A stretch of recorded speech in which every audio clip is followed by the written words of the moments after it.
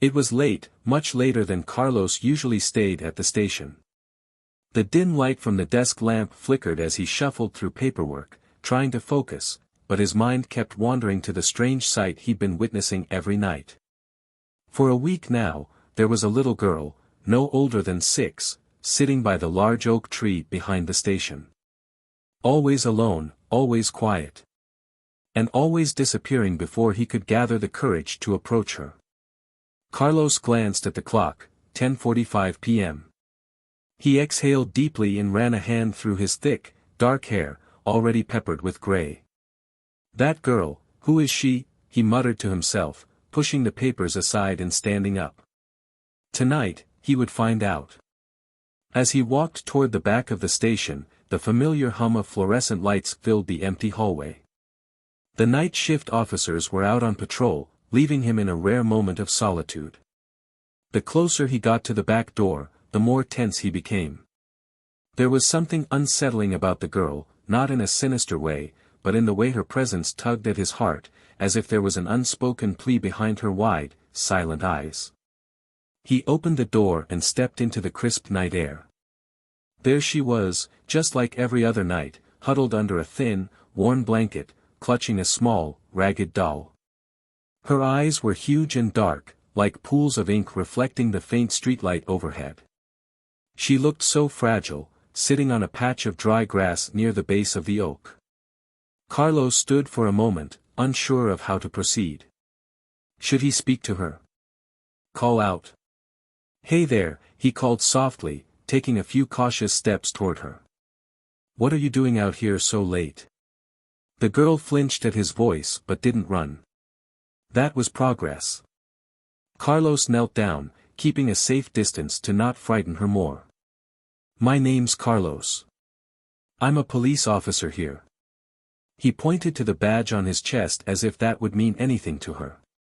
What's your name? She didn't respond, but her tiny hands gripped the doll tighter, her gaze fixed on the ground. You've been here for a few nights now. It's not safe, you know. You should be home, sleeping in your bed. He waited, hoping for some reaction, but the girl remained silent. Where are your parents? Do they know you're out here? Still nothing. Carlos sighed, rubbing his temples in frustration. Look, I don't want to scare you, but if you keep staying out here, something bad might happen. It's my job to keep people safe, and that includes you. He watched her closely, searching for any sign that his words were sinking in. But there was only that same eerie stillness about her, the same quiet refusal to acknowledge him. I can't leave her out here, he muttered under his breath, standing up slowly. Stay right here. I'll be back, okay? The girl didn't even blink. Carlos hurried back into the station, rummaging through his desk drawers until he found an old fleece blanket and a sandwich he'd forgotten to eat earlier. When he returned to the tree, she hadn't moved an inch. Here, he said gently, kneeling down again and holding out the blanket. It's cold. You should use this. This time, she looked at him, her small, hesitant hands reaching for the blanket. As she wrapped it around herself, Carlos held out the sandwich. Are you hungry? She didn't take it, but her eyes followed the sandwich with an intensity that told Carlos she hadn't eaten in a while. I'll leave it here, he said, setting it down on the ground beside her. You don't have to eat it now, but if you get hungry, it's yours. Carlos sat back on his heels, watching her. The silence between them stretched on, broken only by the rustling of the leaves in the wind. He knew he couldn't force her to talk, but he couldn't shake the feeling that something was very, very wrong. After a few minutes, he stood up again. Okay, I'll check on you later. Please, if you need help, just tell me. He turned to go, but before he could take more than a few steps, he heard a small, shaky voice behind him. My name is Anna. Carlos froze. Slowly, he turned back around, his heart pounding.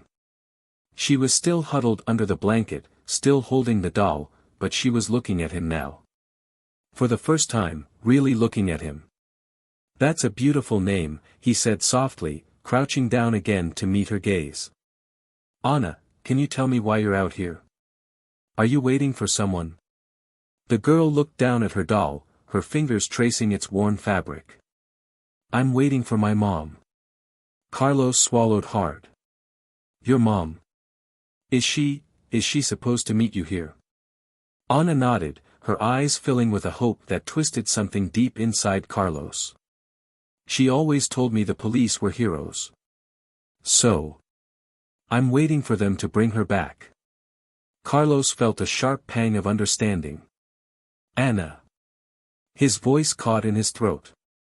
He didn't need to ask to know the truth. Whoever Anna's mother was, she wasn't coming back.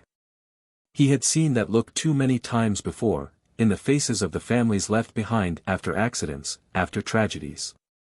But how could he tell her? How could he break that fragile hope in her innocent heart? Carlos reached out, placing a gentle hand on her shoulder. "Anna, sometimes, even heroes can't bring people back. But that doesn't mean they aren't still looking out for you, okay?" The girl's face crumpled in confusion, but she didn't say anything more.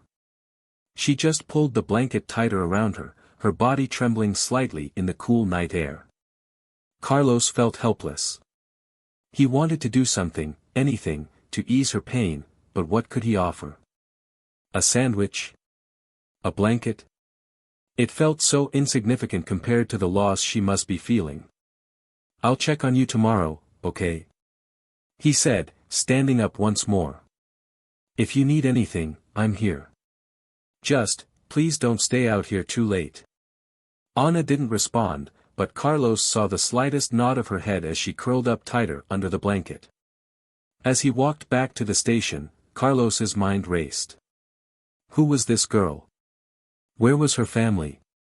He couldn't just leave her like this, waiting for something that would never come. He needed to know more, and he needed to help her, somehow. That night, as he lay in bed, staring at the ceiling, the image of Anna haunted him. Her small, fragile body, her quiet voice, her eyes brimming with unspoken grief. It wasn't just the cold that kept her out there, he realized, it was something deeper, something far more painful. And whatever it was, Carlos knew he had to uncover the truth. Because if anyone deserved saving, it was that little girl. Carlos leaned back in his chair at the station, staring blankly at the clock on the wall. It was almost midnight. His mind kept wandering back to the little girl, Anna, who had spoken to him for the first time just the night before. "I'm waiting for my mom." Her words echoed in his mind, tugging at his conscience. He couldn't just leave her out there, waiting for something that would never come. There was a weight in her words, a heaviness far beyond her years. Carlos sighed and stood up, grabbing his jacket from the back of his chair. He'd promised himself he would get some answers tonight. As he walked out to the back of the station, the familiar sight of Anna huddled under the tree came into view. She looked so small, wrapped in that oversized blanket he'd given her. The streetlights cast long shadows across the yard, but she remained in the same spot, her doll cradled in her arms. "Anna," Carlos called out softly as he approached. She didn't run this time, though her eyes darted toward him, cautious as always. "I brought you something," he said, holding up a small paper bag. "It's just a sandwich and some juice. You didn't eat last night. Thought you might be hungry."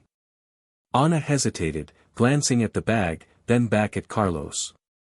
Slowly, she reached out and took it from him, her fingers brushing against his for just a moment. It was a small connection, but Carlos felt it, a bridge of trust slowly being built between them. "Thanks," she mumbled, barely audible. Carlos sat down on the grass a few feet away from her, careful to give her space. He watched as she unwrapped the sandwich and took a tentative bite. For a moment, they sat in silence, the only sound coming from the rustling of the leaves above them. "You're not safe out here, you know," Carlos said after a while, his voice soft but firm. "It's not a good place for a little girl like you to be, especially at night." Anna didn't respond, but he could see the tension in her small frame, the way her shoulders hunched over as if to protect herself from something unseen. "Do you live nearby?"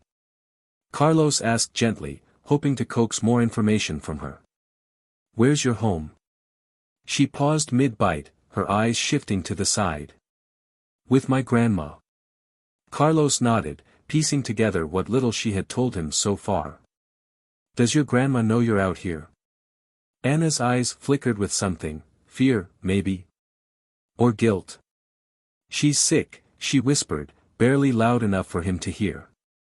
"She can't, she doesn't know." Carlos's heart clenched. A sick grandmother, a little girl sleeping in the cold behind a police station, it was all starting to make a horrible kind of sense. "Why don't you stay with her? Why come here?" Anna hugged her doll tighter, her voice trembling. "I feel safer here. My mom used to say the police were the safest people in the world. She told me they could fix anything." Carlos's throat tightened at the mention of Anna's mother. He hadn't asked yet, but he had a sinking feeling he knew why her mom wasn't around. "Anna," he said softly, leaning forward, "where's your mom?" She didn't answer right away. Instead, she looked down at her doll, running her fingers over the worn fabric. She's coming back." Carlos closed his eyes for a moment, trying to find the right words. "Do you know where she is? Has she been gone for a long time?" Anna's tiny voice broke the night air. "She died." The words hit him like a punch to the gut. Carlos swallowed hard, forcing himself to stay calm. "I'm so sorry, Anna," he said, his voice barely above a whisper. Anna's grip on her doll tightened.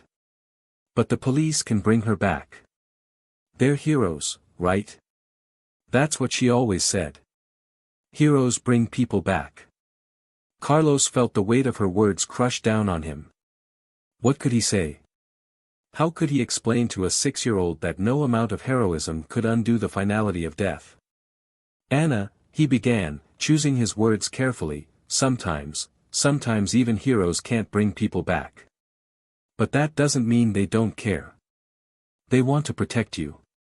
That's what heroes do." Anna looked up at him, her eyes wide and filled with the kind of hope that broke his heart. "Then why can't they bring her back?" Carlos felt the words lodge in his throat, unable to form a proper response. What could he possibly say that would make this any easier? Nothing could take away the pain of losing a mother, especially for someone so young. Instead of answering, he reached out, gently placing a hand on her shoulder. "I don't know, Anna. I wish I could tell you why. But I promise you this, you're not alone. You don't have to be scared. I'll make sure you're safe." Anna looked at him for a long moment, her small face etched with confusion, sadness, and something else he couldn't quite place. Slowly, she nodded, though her expression remained distant, as if she was still trying to understand a world that had taken so much from her. Carlos sighed, sitting back on the grass again, the cool night air brushing against his skin. He couldn't leave it like this. There was more to the story, there had to be. He couldn't just walk away from Anna and pretend she would be okay. He looked at her, the vulnerability in her tiny frame, the way she clung to that doll as if it were the last piece of her mother she had left. "How about tomorrow," he said carefully, "I come visit you and your grandma. Maybe I can help out a little." Anna didn't respond right away. She seemed to be thinking, her gaze drifting toward the darkened street beyond the station. "Grandma's not gonna like it," she finally said, her voice quiet but certain. Carlos raised an eyebrow. "Why not?" "She doesn't want anyone to know she's sick. She says people will try to take me away."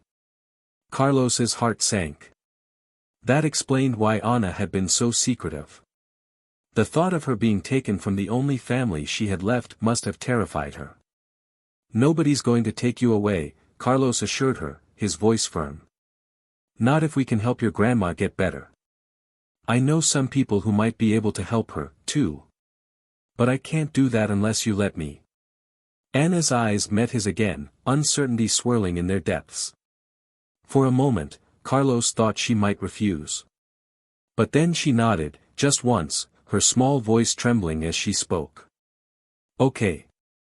The next morning, Carlos pulled up in front of the small, dilapidated house at the edge of town. The roof sagged under years of neglect, and the paint had long since peeled away, leaving the wood exposed to the elements. It wasn't much, but it was home, for Anna and her grandmother, at least.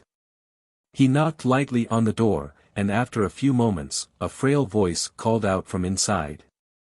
Come in. Carlos hesitated before pushing the door open. The interior was just as worn as the exterior, faded wallpaper, a fraying rug, and old furniture that looked like it hadn't been replaced in decades. In the center of the room, an elderly woman sat in a threadbare armchair, her skin pale and her hair thinning, her breathing labored. Officer, she greeted him with a weary smile, though there was a sharpness in her gaze that told him she wasn't happy about the intrusion. Anna told me you'd be coming. Carlos offered a polite nod. Dona Teresa, right? I just wanted to make sure everything's okay. Dona Teresa sighed, waving a hand dismissively. We're fine. We've been fine. You don't need to worry about us. I'm just here to help, Carlos replied, stepping further into the room. I know you're going through a lot, and I think Anna's been through even more. She's a brave kid, but she needs more than just bravery right now. Dona Teresa's expression softened as she glanced toward the small figure of Anna standing silently by the door. I know, she whispered, her voice breaking. I've done my best, but...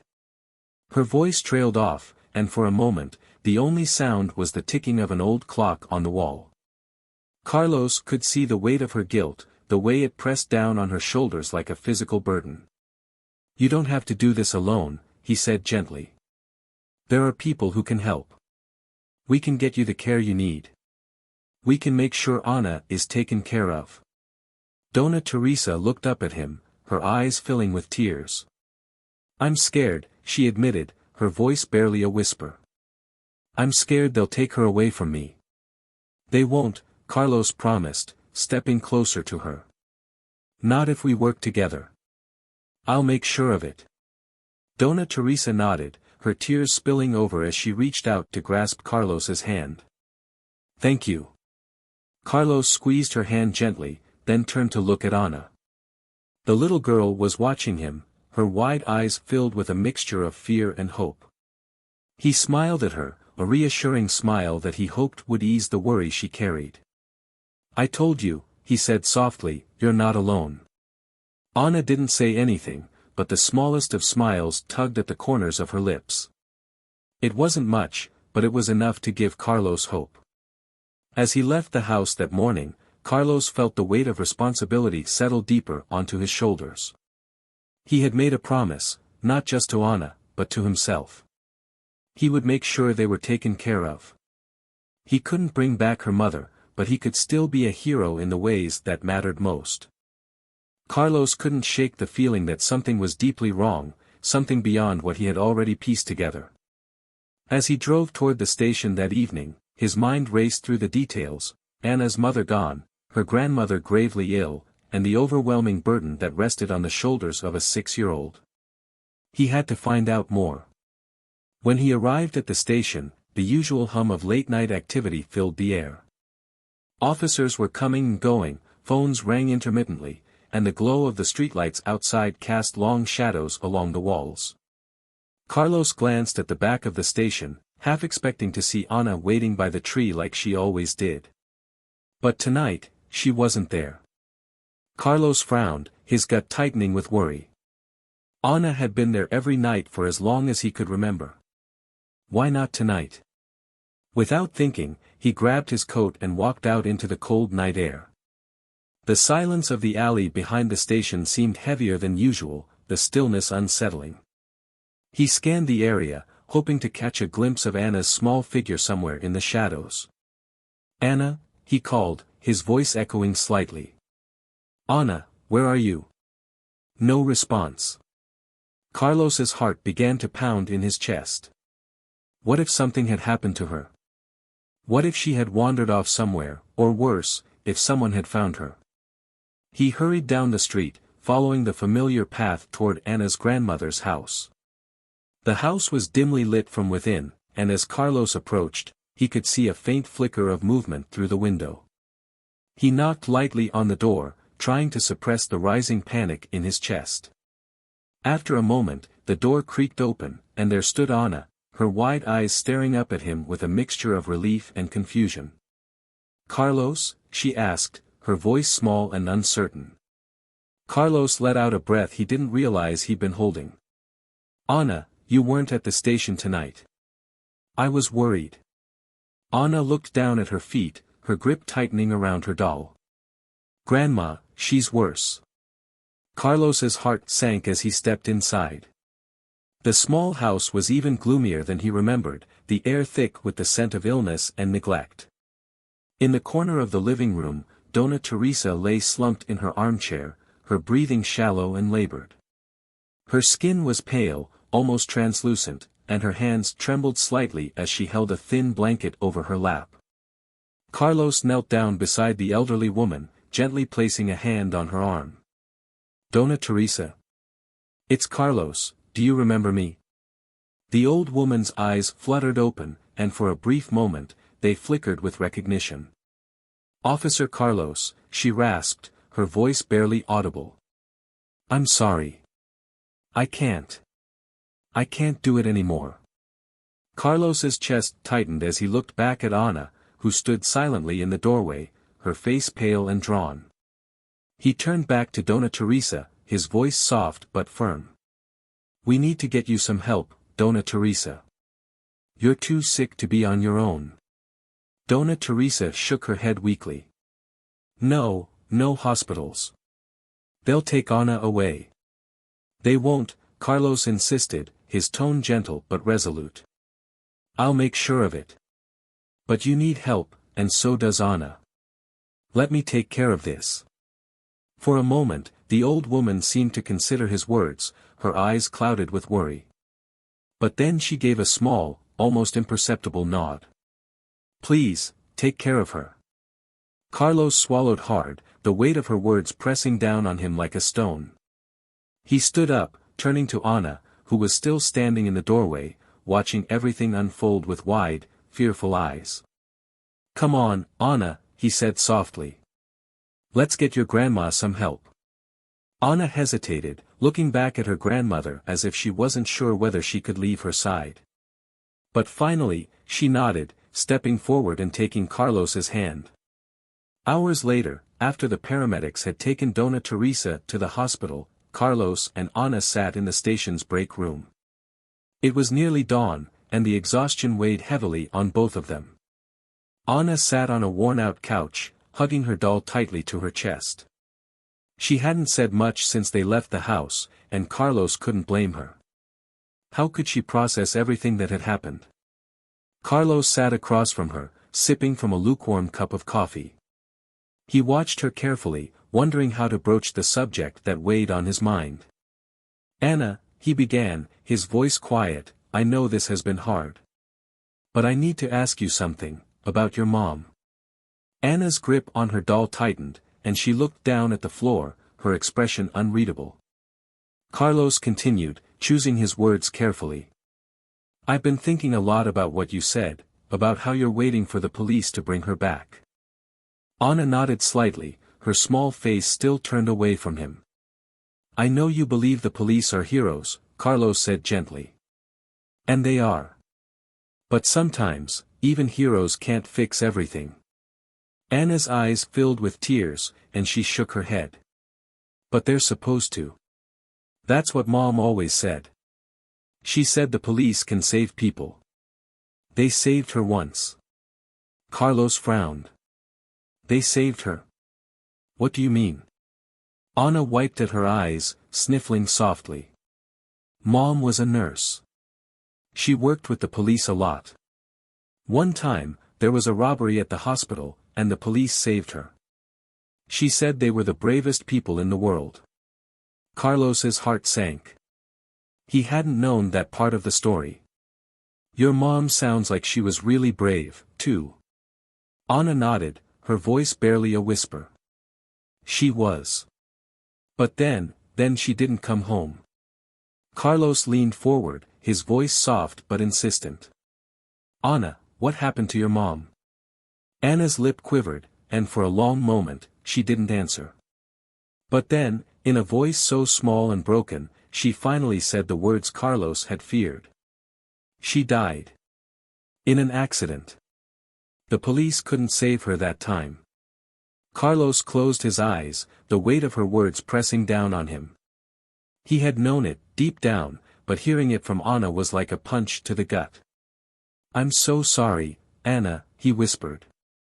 Anna looked up at him, her eyes filled with pain and confusion. But why? Why couldn't they save her? They're supposed to be heroes. They're supposed to save everyone. Carlos's throat tightened as he struggled to find the right words. Sometimes even heroes can't do everything. Sometimes, things happen that are beyond anyone's control. It doesn't mean they didn't try. It doesn't mean they didn't care. Anna's tears spilled over, and she buried her face in her doll, her small body shaking with sobs. Carlos felt his heart break for her, for the pain and confusion she was too young to understand. He moved closer to her, wrapping an arm around her trembling shoulders. It's okay to be sad, Anna. It's okay to miss her. Anna didn't respond, but she leaned into him, her small frame collapsing under the weight of her grief. Carlos held her close, wishing he could take away her pain, wishing he could give her back the one thing she wanted more than anything. But he couldn't. All he could do was be there for her, and hope that it would be enough. Later that morning, as the sun began to rise, Carlos sat at his desk, going through the files he had requested. He had asked for any information about Anna's mother, Marta, and the accident that had taken her life. As he flipped through the reports, something caught his eye. There, buried in the details, was a name he hadn't expected to see. Officer Miguel Rodriguez. Carlos stared at the name, his mind racing. Miguel had been his partner years ago, before Carlos had transferred to the quiet suburb where he now worked. They hadn't spoken in years, but Carlos still remembered him as a good cop, reliable and brave. Why was his name in Marta's file? Carlos skimmed the report, his heart pounding in his chest. According to the report, Miguel had been one of the officers on the scene during the accident that killed Marta. He had tried to save her, but something had gone wrong. Carlos's hands shook as he read the final line of the report. There are discrepancies in Officer Rodriguez's account of the events. Carlos's mind reeled. What had happened that night? Why hadn't he heard about this before? He stood up, his body tense with a new sense of urgency. He had to find out the truth. For Anna, for Marta, for the sake of the promise he had made to protect them. And for himself. Because whatever had happened that night, Carlos knew one thing for certain. He wasn't going to let it stay buried. Carlos couldn't shake the weight of the discovery. The name in the report, Miguel Rodriguez, was like a ghost from the past, pulling him into memories he had long tried to forget. Miguel had been more than just a colleague. He had been a friend, someone Carlos trusted. But seeing his name attached to Marta's death stirred something dark and unresolved inside him. The next morning, Carlos was at the station early. He hadn't slept well, his mind churning over the details of the report, trying to make sense of it all. He had to confront Miguel. He couldn't leave this lingering in the shadows. Carlos paced his small office, phone in hand, debating how to approach the conversation. Miguel had retired from the force years ago, living a quiet life in a nearby town. Still, Carlos wasn't sure how much of the past Miguel had left behind, or what he might be hiding. Finally, Carlos dialed the number. After a few rings, a familiar voice answered. Hello. Miguel, it's Carlos. There was a pause on the other end of the line, and when Miguel spoke again, there was a note of surprise in his voice. Carlos? Been a long time, brother. What's going on? Carlos swallowed hard, keeping his tone as steady as he could. "I need to talk to you about something. It's important. Can we meet?" There was a hesitation. "Yeah, sure. When and where?" "Today. The coffee shop on 5th Street. Noon." "All right. See you there," Miguel replied, his voice cautious now. When Carlos arrived at the coffee shop, Miguel was already seated in the corner, nursing a cup of black coffee. His face had aged since Carlos last saw him, the lines deeper, the gray in his hair more pronounced. But those same sharp eyes were watching him as Carlos approached. "Carlos," Miguel greeted, standing to shake his hand. "It's been too long." Carlos forced a smile, sitting across from him. "Yeah, it has." They exchanged a few pleasantries, catching up briefly on life and old times. But Carlos couldn't keep the conversation light for long. He leaned forward, his voice lowering. "Miguel, I need to ask you about something from the past. From when you were still on the force." Miguel's expression didn't change, but Carlos saw the briefest flicker of unease in his eyes. "What is it?" Carlos took a deep breath. "Do you remember a case involving a woman named Marta? She was a nurse, working with the police on a robbery incident. She died in an accident. You were on the scene." Miguel's face tightened. He set his coffee cup down slowly. "Why are you bringing this up now, Carlos? That was years ago." Carlos kept his gaze steady. "Because her daughter is the little girl I've been helping, Ana. She's been waiting for her mother to come back, and I just found out you were involved." Miguel's jaw clenched, his eyes narrowing slightly. "That case was a tragedy, Carlos. I did everything I could to save her." "I'm not accusing you of anything," Carlos said quickly, but his tone carried a weight of suspicion. "I just need to understand what happened. The report said there were discrepancies in your account. What does that mean?" Miguel leaned back in his chair, folding his arms across his chest. "Discrepancies? That's a fancy word for bureaucratic nonsense. Look, I was there that night. It was chaos. We were responding to a call at the hospital, and Marta was helping us. She was trying to save a victim when things went sideways. A car came out of nowhere, lost control. By the time I reached her, it was too late." Carlos studied Miguel's face, searching for any sign that he was holding something back.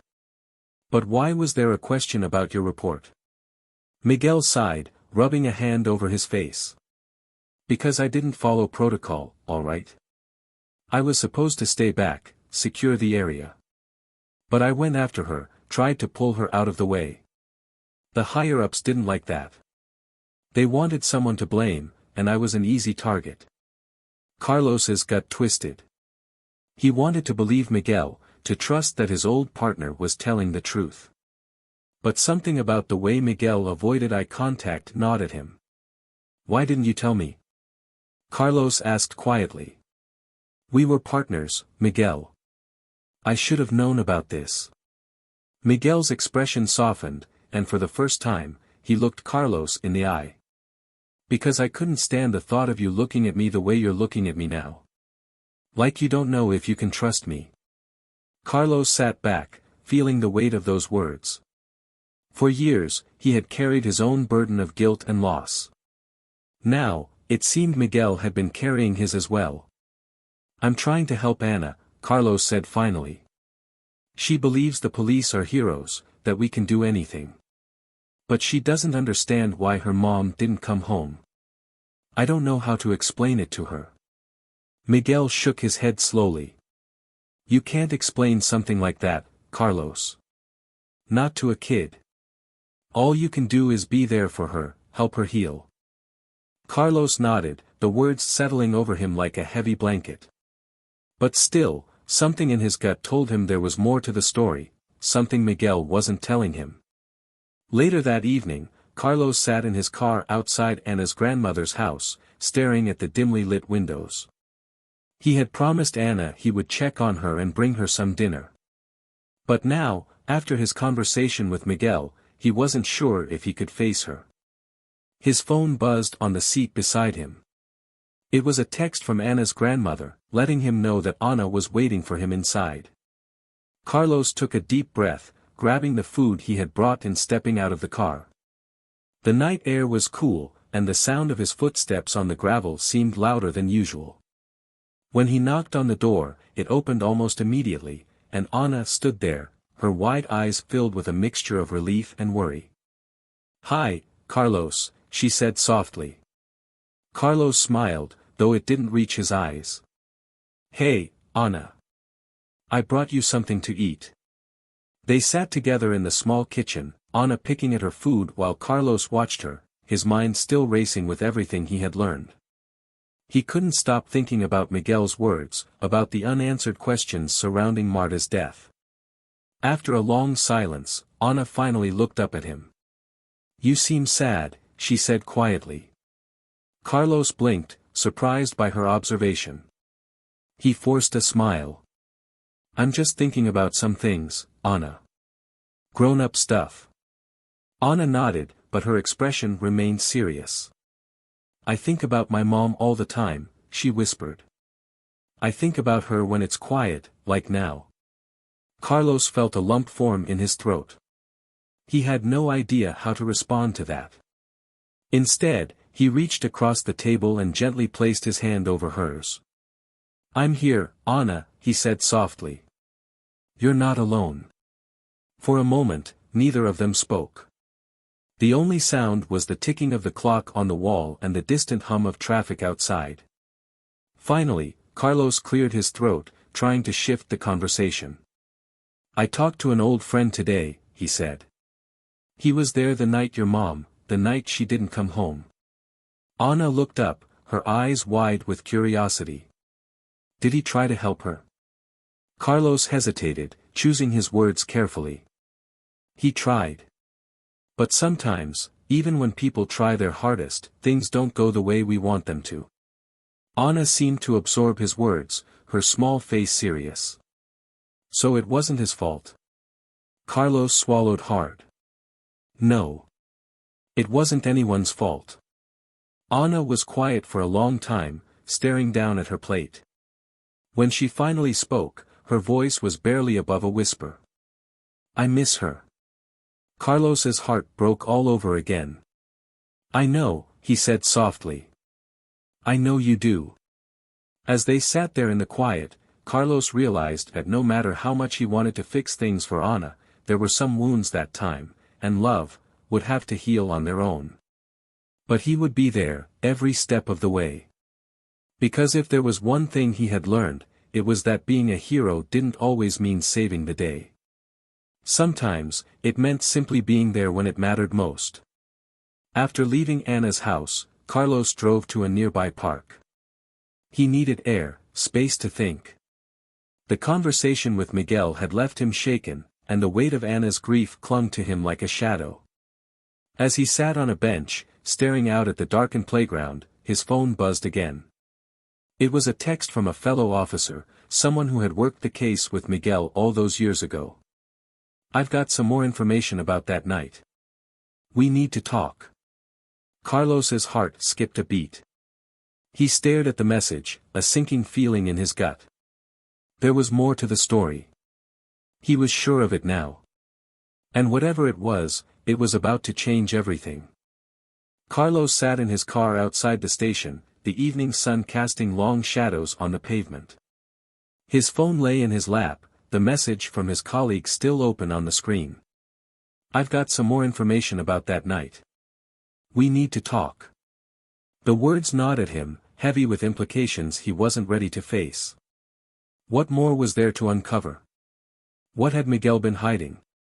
He knew he couldn't ignore it, but part of him didn't want to know.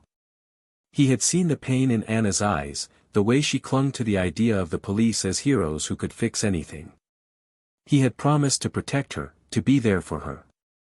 But how could he keep that promise if the truth of what happened to her mother threatened to shatter everything? Carlos's fingers tightened around the steering wheel. He took a deep breath, pushing away the doubts swirling in his mind. He owed it to Anna to uncover the truth, no matter how painful it might be. With a sigh, he got out of the car and walked into the station. His colleague, Officer Delgado, was waiting for him at his desk, a file open in front of him. "Thanks for meeting me," Carlos said, sitting down across from him. Delgado nodded, his expression grim. "I found something you're going to want to see." Carlos leaned forward as Delgado slid the file across the desk. He flipped it open, scanning the pages. At first, it looked like the same report he had seen earlier, detailing the night of Marta's death. But then he saw the additional notes, new witness statements, contradictions in the timeline. "What is this?" Carlos asked, his brow furrowing. Delgado hesitated before answering. "It's from an internal investigation that was never completed. There were questions about how the scene was handled that night. Miguel's report didn't match up with what some of the other officers saw." Carlos's stomach dropped. "What do you mean?" Delgado pointed to a section of the report. "According to this, there was a delay in getting Marta to the hospital. Miguel's decision to move her instead of waiting for paramedics may have cost her critical time. Some of the officers believe he panicked. They didn't push it because they didn't want to tarnish his reputation, but they think he made a mistake."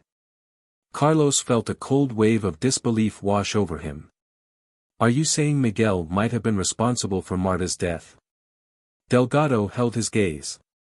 "I'm saying there were errors made that night.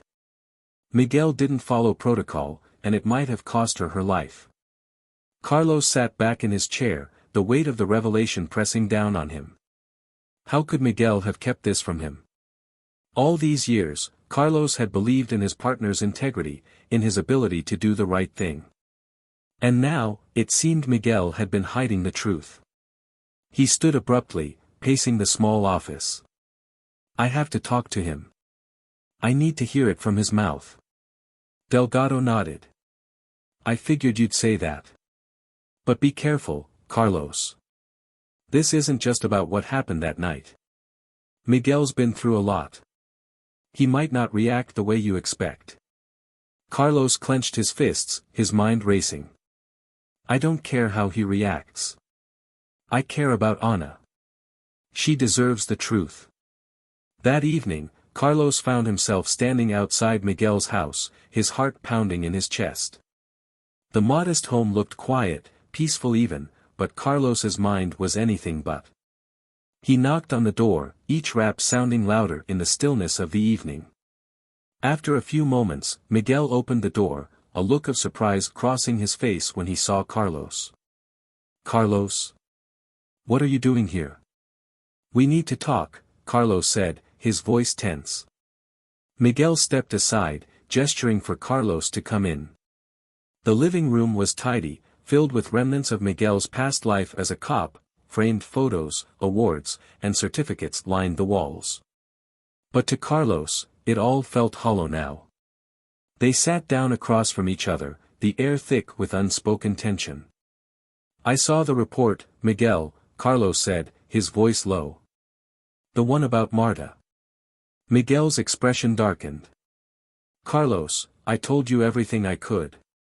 "No," Carlos interrupted, his anger barely contained. "You didn't tell me everything. You didn't tell me about the mistakes. About how you moved her when you shouldn't have. You didn't tell me that your actions might have cost her her life."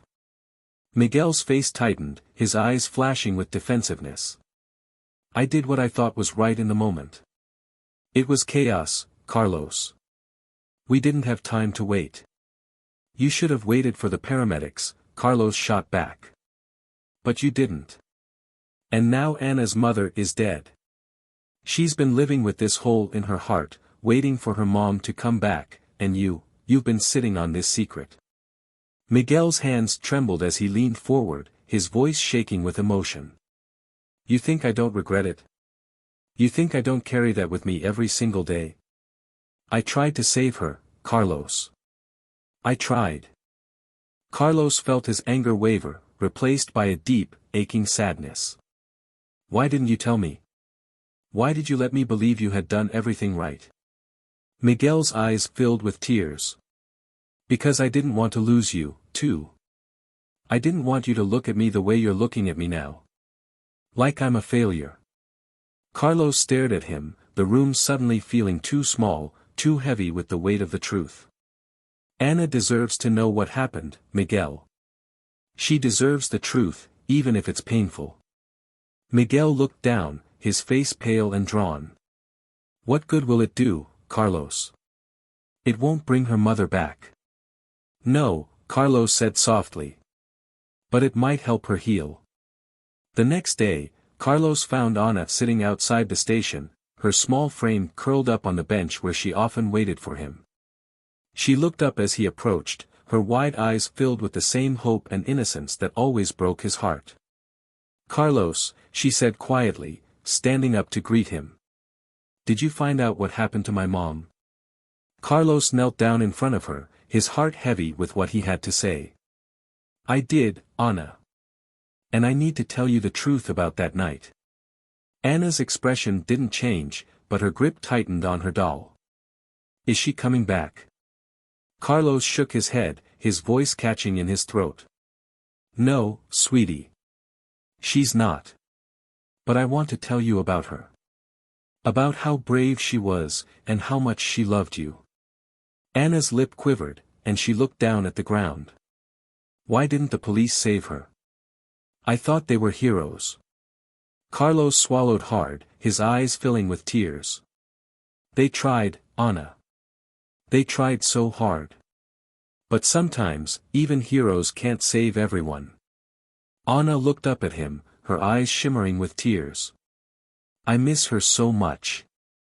Carlos pulled her into his arms, holding her close as her small body trembled with sobs. I know, Ana. I know. But you're not alone, okay? I'm here. And I'll always be here. For a long time, they sat there together, the weight of grief and loss hanging in the air between them. But in that moment, Carlos knew that being a hero wasn't about saving the day. It was about being there when it mattered most. As the sun began to set, casting a golden glow over the station, Carlos gently took Ana's hand and led her inside. There's something I want to show you, he said softly. They walked through the station, past the desks and filing cabinets, until they reached a small room at the back. Inside were photos of the officers who had served the community, the men and women who had dedicated their lives to protecting others. Carlos knelt down beside Ana, pointing to one of the photos. That's your mom, he said gently. She was a hero, Ana. She helped so many people. Ana stared at the photo, her eyes wide with awe. She was. Carlos nodded, his heart swelling with pride. She was one of the bravest people I've ever known. Ana looked up at him, her tears drying as a small smile crept across her face. Then I guess she's still a hero, even if she's not here anymore. Carlos felt his own tears welling up as he smiled back at her. Yes, she is. In that moment, Carlos realized that the true meaning of being a hero wasn't about fixing everything or making the pain go away. It was about standing by the people you cared about, no matter how hard the journey was. And for Ana, Carlos knew he would be there, always.